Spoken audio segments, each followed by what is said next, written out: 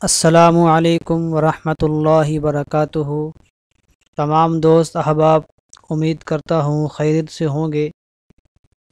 اپنے تمام دوست احباب کو اپنے اس چینل SIA میڈیا ہاؤس پر خوش آمدید کہتا ہوں۔ آپ حضرات کے علم میں ہے کہ ہم الفوز الکبیر فی اصول تفسیر کی سیریز کو آپ کے سامنے ڈیٹیل کے ساتھ لا رہے ہیں۔ ویڈیو شروع کرنے سے پہلے آپ حضرات سے یہ گزارش ہے کہ ویڈیو پسند آئے تو لائک ضرور کیا کریں، کمنٹس کر کے کوئی بات ہو کوئی سوال ہو وہ ضرور پوچھا کریں، سبسکرائب کیا کریں۔ آپ کے لائک کرنے سے ہمیں خوشی ہوتی ہے اور ہم زیادہ مزید بہتر سے بہتر ویڈیو آپ حضرات کے لیے بنانے کی کوشش کرتے ہیں۔ چلیے شروع کرتے ہیں آج کے سبق کی طرف۔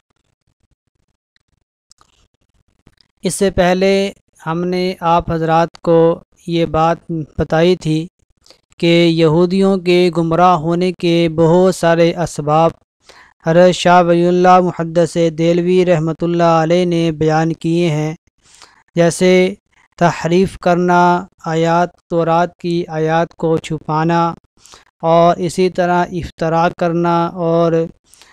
تورات کے احکامات کو نافذ کرنے میں کوتاہی کرنا، جناب رسول اللہ صلی اللہ علیہ وسلم کی نبوت و رسالت کا انکار کرنا۔ تو ان کی گمراہیوں میں سے ایک گمراہی تحریف، اس پر ہم نے ماقبل لیکچر کے اوپر گفتگو کی تھی، اور اس میں ہم نے یہاں پر بات ختم کی تھی کہ تحریف لفظی بھی تورات میں ہوئی ہے، جیسا کہ علامہ انور شاہ کشمیری رحمۃ اللہ علیہ کے حوالے سے ہم بڑی ڈیٹیل سے اپنے پریویس لیکچر میں اس بات کو واضح کر چکے ہیں۔ آج کے لیکچر میں ہم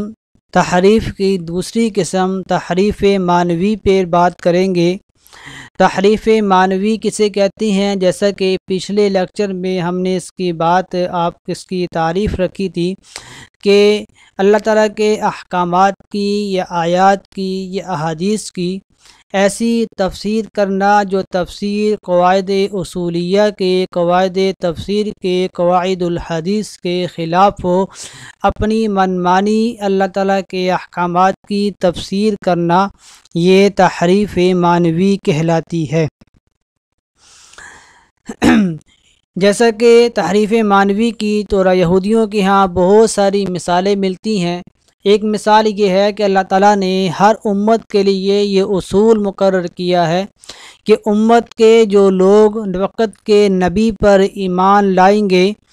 اور ان سے اگر کوئی گناہ ہو جاتا ہے، اگر کوئی کمی ہو جاتی ہے، کوتاہی ہو جاتی ہے، تو دوزخ میں جائیں گے، اپنے گناہوں کی سزا بھگتنے کے بعد وہ دوبارہ جنت میں داخل وہ ہو جائیں گے۔ اور وہ لوگ جب وقت کے نبی پر ایمان ہی نہیں لاتے، وقت کے نبی کو مانتے نہیں ہیں، تو وہ لوگ ہمیشہ ہمیشہ کے لیے دوزخ میں رہیں گے۔ اس بات کو اللہ تعالیٰ نے تورات میں یہودیوں کے لیے بیان کیا، انجیل میں عیسائیوں کے لیے بیان کیا، اور قرآن کریم میں جناب محمد الرسول اللہ صلی اللہ علیہ وسلم کی امت یعنی ہمارے لیے بیان کیا۔ یہ اصول اللہ تعالیٰ نے ہر ایک کو دیا اور ہر ایک کے لیے یہ بات کہی ہے کہ تم نے وقت کے نبی کی بات کو ماننا ہے، مکمل ایمان لے کے آنا ہے۔ اگر ایمان لائے کوتاہی ہوئی تو دوزخ میں جاؤ گے، اپنے گناہوں کی سزا بھگتنے کے بعد دوبارہ تمہیں جنت میں داخل کیا جائے گا۔ لیکن یہودی یہ کہتے تھے کہ ہم صرف چند دن دوزخ میں رہیں گے، اس کے بعد ہم جنت میں چلے جائیں گے، اور یہ سرٹیفکیٹ صرف اور صرف ہمارے لیے ہے، یہ کسی اور کے لیے نہیں ہے۔ تو یہ انہوں نے تورات کی آیات کی بالکل اللہ تعالیٰ کے احکامات کے منشا کے خلاف تفسیر کی ہے، جو کہ تحریف معنوی کی مثال ہے۔ قرآن کریم نے ان کی اس تحریف کو سورہ بقرہ آیت نمبر 81 میں اللہ تعالیٰ ارشاد فرماتے ہیں، بلا من کسب سیئۃ وحاطت بہ خطیئتہ فاولئک اصحاب النار ھم فیہا خالدون۔ کیوں نہیں جس نے گناہ کیا اور اس کے گناہ نے اس کو گھیر لیا، سو ایسے لوگ دوزخ میں رہنے والے ہیں، وہ اس میں ہمیشہ ہمیشہ رہیں گے۔ اللہ تعالیٰ نے قاعدہ کلیہ بیان کر دیا کہ یہ اصول تمام کے لیے ہے، یہ نہیں ہے صرف یہودی جو ہیں وہ دوزخ میں، یہودی جو ہیں اگر وہ اپنے ایمان میں سچے ہیں تو تھوڑی دیر کے لیے دوزخ میں جائیں گے، پھر وہاں سے نکال لیے جائیں گے، بلکہ جو بھی وقت کے نبی پر ایمان نہیں لائے گا، چاہے وہ یہودی ہو، عیسائی ہو، وہ کوئی بھی ہو، وہ اگر وقت کے نبی پر ایمان نہ لایا، وقت کے نبی کو نہیں مانے گا، تو وہ ہمیشہ ہمیشہ کے لیے دوزخ میں رہے گا۔ اسی طرح تحریف معنوی کی دوسری مثال یہ ہے کہ اللہ تعالیٰ نے ہر امت کے لیے اس کی مسالے کے اس کی مزاج کے مطابق اللہ تعالیٰ نے احکامات دیے ہیں۔ پہلی امتوں کو جو ایسے بھی ہوا کہ بعض چیزیں پہلی امتوں میں حرام تھیں، وہ امت محمدیہ میں آ کے حلال ہو گئی ہیں، اور بعض چیزیں ادھر حلال تھیں ادھر آ کے حرام ہو گئی ہیں۔ تو یہ اللہ تعالیٰ ہر امت کے مسالے، امت کی ضروریات اور اس کی جو ہے ضرورت کے مطابق اللہ تعالیٰ احکامات میں تبدیلی کرتے رہتے ہیں۔ لیکن یہودی جو تھے انہوں نے تحریف یہ کی، انہوں نے کہا کہ ہمارے اوپر جو تورات آئی ہے وہ قیامت تک کے لیے ہے، قیامت تک اس کے احکامات میں تبدیلی نہیں آئے گی، بلکہ جو تورات میں لکھا گیا ہم اس کو قیامت تک نافذ کریں گے، ہم اس کو جو ہے اس میں تحریف یا تبدیلی نہیں کریں گے۔ حالانکہ وہ جو دوام تھا وہ دوام میں ظاہری مراد تھا، دوام میں حقیقی مراد نہیں تھا، یعنی حضرت موسیٰ علیہ نبینا وعلیہ السلام کے زمانے تک تو تورات کے احکامات چلتے رہے، وہاں تک اس کا دوام تھا۔ جیسے ہی اگلا نبی آیا اور اس نے ان احکامات میں جو تبدیلیاں کی ہیں تو وہ احکامات اب بدل کر دوسری کتاب کے مطابق ہو جاتے ہیں، تو ان میں جو دوام تھا وہ دوام میں ظاہری تھا، دوام میں حقیقی نہیں تھا۔ لیکن یہودیوں نے تحریف یہ کی کہ انہوں نے اس کو دوام حقیقی پر محمول کر دیا، نہ کہ دوام ظاہری پر۔ اسی طرح ان کی تیسری تحریف کی مثال یہ ہے کہ اللہ تعالیٰ کا قانون یہ ہے کہ اللہ تعالیٰ ہر امت کے میں جو الفاظ اس امت کے اندر، اس معاشرے کے اندر جو ہے عزت کے لیے، ایک دوسرے سے محبت کا اظہار کرنے کے لیے استعمال ہوتے ہیں، اللہ تعالیٰ ان معاشرے کے مطابق اس اپنی کتاب میں اس امت کے لیے لفظ کا انتخاب کرتے ہیں اپنی محبت کا اظہار کرنے کے لیے۔ تو اللہ تعالیٰ نے ہو سکتا ہے تورات میں شاہ صاحب فرماتے ہیں اللہ تعالیٰ نے بیٹے کا لفظ ذکر کیا ہو اور بیٹا ان کی ملت کے اندر کسی کے ساتھ محبت کا اظہار کرنے کے لیے، وہاں پر لفظ تقرب کا اظہار کرنے کے لیے، شرف دینے کے لیے وہاں پر لفظ بیٹے کا وہ بیٹا بولتے تھے، تو اللہ تعالیٰ نے ان کے معاشرے کے مطابق یہ لفظ بول دیا، لیکن انہوں نے اس لفظ کے حقیقی معنی مراد لے لیے اور یہ کہا کہ ہم اللہ تعالیٰ کے نعوذ باللہ بیٹے ہیں، حالانکہ اللہ تعالیٰ جو ہے اپنی اللہ تعالیٰ اولاد سے پاک ہیں۔ تو اس طرح ان کی اور بھی بہت ساری یہودیوں کی تحریفیں ہیں۔ تو خلاصہ کلام یہ ہوا کہ یہودیوں کی پہلی گمراہی یہ ہے کہ وہ تحریف معنوی، تحریف لفظی، ان دونوں کے مرتکب ہوئے۔ انہوں نے تورات کی آیات کے اندر تحریف لفظی اور تحریف معنوی دونوں کی ہیں۔ یہودیوں کی دوسری گمراہی یہ ہے کہ وہ تورات کی آیات کو چھپاتے تھے، تورات کی آیات کو واضح نہیں کرتے تھے، اس لیے کہ یہودیوں کے علماء کو ایک سربراہی حاصل تھی، وہ اپنی چودراہٹ کو چھپانے کے لیے تاکہ ہم اپنے تحفے تحائف کو روکے بند نہ ہو جائیں،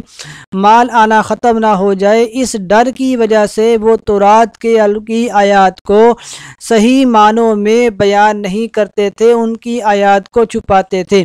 مثال کے طور پر رجم کے بارے میں اگر کوئی تورات میں یہ لفظ لکھا ہوا ہے کہ اگر کوئی شادی شدہ زنا کر لیتا ہے اس کو رجم کیا جائے، سنسار کیا جائے،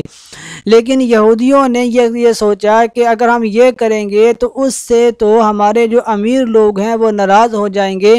تو انہوں نے ان آیات کو چھپایا اور یہ کر دیا کہ صرف منہ کالا کر دیا جائے۔ ایک مرتبہ مدینہ منورہ کے اندر جناب رسول اللہ صلی اللہ علیہ وسلم کے زمانہ میں، جیسا کہ صحیح مسلم میں حضرت برا بن عازب رضی اللہ تعالی عنہ سے روایت ہے کہ اللہ کے نبی مدینہ منورہ میں دیکھا کہ یہودی جو ہیں وہ ایک یہودی کو منہ کو کالا کر کے گدھے پہ سوار کر کے اس کا چکر لگوا رہے ہیں۔ تو آپ صلی اللہ علیہ وسلم نے یہودیوں سے پوچھا کہ کیا تورات کے اندر زنا کی سزا یہی لکھی ہوئی ہے؟ انہوں نے کہا جی ہاں، ہمارے ہاں تورات میں یہی سزا ہے۔ تو اللہ کے نبی رسول اللہ صلی اللہ علیہ وسلم نے ان کو قسم دے کر کہا کہ میں تم کو اللہ کی قسم دے کر کہتا ہوں کہ تم بتاؤ تورات کے اندر کیا لکھا ہوا ہے زنا کی سزا۔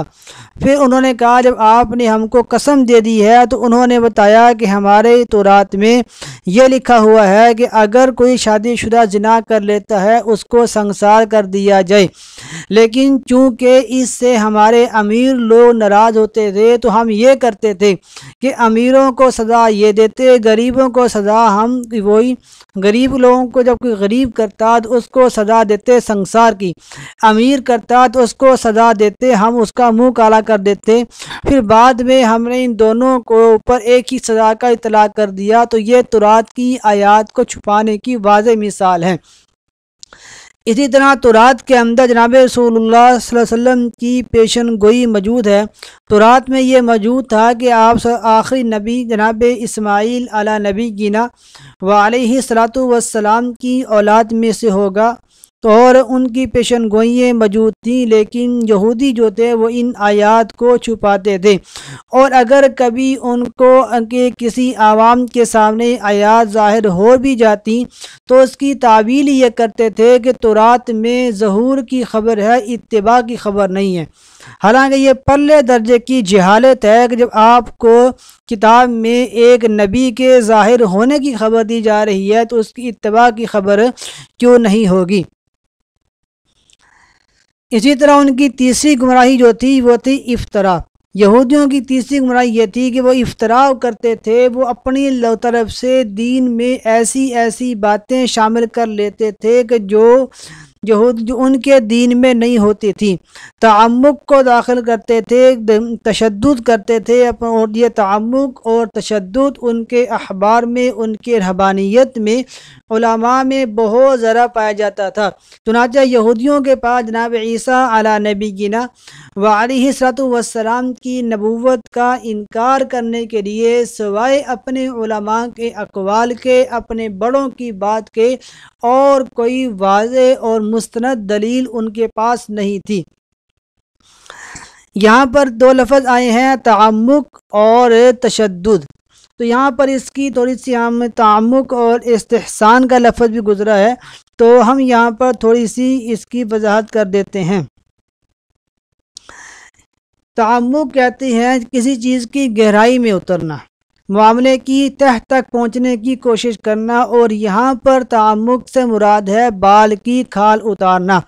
مطلب یہ تھا کہ شارع نے کسی کام کے کرنے کا حکم دیا، اب یہ اس کام کی علت کو سمجھنے کے بعد اس حکم کو سمجھ کر اپنی سمجھ کے مطابق اس کی علت نکالنا جو ہے یہ تعمق ہے۔ اور دوسرا لفظ ہے تشدد۔ تشدد کہتے ہیں کسی کام میں سختی کرنا، یہاں مراد ہے ایسی سخت عبادتیں اختیار کرنا جس کا شارع نے حکم نہیں دیا۔ مثال کے طور پر ہمیشہ روزے رکھنا، ہمیشہ رات کو عبادت کرنا، اور ہمیشہ دنیا سے بالکل تعلقات کو توڑ دینا اور شادی نہ کرنا، یہ ایسی ریاضتیں ہیں کہ جس کی طرف سے شریعت نے جس کا حکم نہیں دیا، تو ایسی عبادتوں کو شریعت سمجھ کر کرنا جو ہے یہ شریعت کا مزاج نہیں ہے۔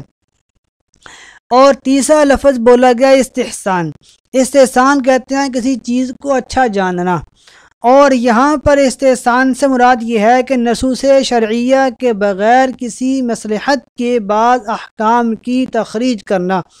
مثال کے طور پر بعض احکامات کو شارع کی طرف سے سنا، اور سننے کے بعد اس کی علت کو سمجھا، اور پھر بعد میں اس علت کو دوسرے احکامات پر نافذ کر دینا۔ مثال کے طور پر انہوں نے سمجھا، یہودیوں نے یہ سمجھا کہ جو زنا شادی شدہ آدمی زنا کر لیتا ہے اس کے اوپر سنسار کیا جاتا ہے۔ سنسار کرنے کی علت یہ ہے کہ دل میں گناہ کی نفرت پیدا ہو جائے۔ تو انہوں نے اپنی طرف سے علت یہ نکالی کہ اگر دل میں گناہ کی نفرت پیدا کرنا ہی علت ہے تو پھر ہم منہ کالا کر دیتے ہیں، اس سے بھی گناہ کی میں ان کی نفرت دل میں پیدا ہو جائے گی۔ تو اپنی طرف سے ایک علت کا نکال لینا، تو اس کو استحسان کہتے ہیں۔ اب یہاں پر ایک اشکال پیدا ہوگا کہ ہمارے فقہائے کرام، فقہائے مالکی ہیں یا شافعی ہیں، حنبلی ہیں یا حنفی ہیں، کوئی بھی جتنے بھی فقی گزرے ہیں وہ سارے کے سارے استحسان کے قائل تھے۔ خاص طور پر احناف جو ہیں وہ استحسان کو مانتے ہیں، حتیٰ کہ اس کو قیاس خفی کا نام دیتے ہیں، جس کو قیاس جلی سے زیادہ درجہ ہے۔ جبکہ ہم نے یہاں پر جو بیان کیا اس کے مطابق گمراہی کے اندر یہودیوں کی گمراہی میں استحسان کا ذکر ہے، اور ادھر ہم اپنے انبیاء، اپنے فقہا کی فضائل میں استحسان کو بیان کرتے ہیں۔ تو یاد رکھنا یہاں پر استحسان کی دو قسمیں ہیں۔ ایک استحسان وہ ہوتا ہے کہ نصوص شرعیہ سے مستنبط ہو، اور ایک استحسان وہ ہے جو نصوص شرعیہ سے مستنبط نہ ہو۔ وہ استحسان جو نصوص شرعیہ سے مستنبط ہو وہ استحسان اچھا ہے، اس کو کرنے والا قابل تحسین، قابل تعریف ہے، اور وہ استحسان جو نصوص شرعیہ کے خلاف ہو اس کے کرنے والا قابل ملامت ہے۔ یہودی جو استحسان کرتے تھے وہ اس استحسان کے قائل تھے جو نصوص شرعیہ کے خلاف ہے، نہ کہ جو نصوص شرعیہ کے مطابق ہوتا ہے۔ اور ہمارے جو فقہاء کرام استحسان کے قائل ہیں، جو استحسان کرتے ہیں وہ اس استحسان کے اوپر عمل کرتے ہیں جو نصوص شرعیہ قرآن و حدیث کے مطابق ہوتا ہے۔ تو یہاں تک ہمارا آج کا لیکچر ختم ہوتا ہے۔ ہم نے آج جو ہے افطرا کو پڑھ لیا۔ آئندہ جو ہے لیکچر کے اندر تساہل کا سبب اور آپ صلی اللہ علیہ وسلم کی رسالت کا انکار، اور اس کے بعد مزید ڈیٹیل میں ہم مزید باتیں آگے کریں گے۔ آخر میں ضرور یہ بات کہوں گا، ویڈیو پسند آئے تو لائک ضرور کریں، کمنٹس کریں، کر کے کوئی بات سمجھ نہ آئے ضرور پوچھیں، اور سبسکرائب کریں۔ اپنا خیال رکھیں، ملیں گے انشاءاللہ آپ کو اگلی نیکسٹ ویڈیو کے ساتھ۔ السلام علیکم ورحمۃ اللہ وبرکاتہ۔